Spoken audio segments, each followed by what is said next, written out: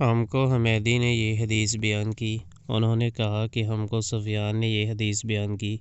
وہ کہتے ہیں کہ ہم کو یحییٰ بن سعید انصاری نے یہ حدیث بیان کی۔ انہوں نے کہا کہ مجھے یہ حدیث محمد بن ابراہیم تیمی سے حاصل ہوئی۔ انہوں نے اس حدیث کو علقمہ بن وقاص لیثی سے سنا۔ ان کا بیان ہے کہ میں نے مسجد نبوی میں ممبر رسول صلی اللہ علیہ وآلہ وسلم پر حضرت عمر بن خطاب رضی اللہ تعالیٰ عنہ کی زبان سے سنا۔ وہ فرما رہے تھے کہ میں نے جناب رسول اللہ صلی اللہ علیہ وآلہ وسلم سے سنا۔ آپ صلی اللہ علیہ وآلہ وسلم فرما رہے تھے کہ تمام اعمال کا دار و مدار نیت پر ہے، اور ہر عمل کا نتیجہ ہر انسان کو اس کی نیت کے مطابق ہی ملے گا۔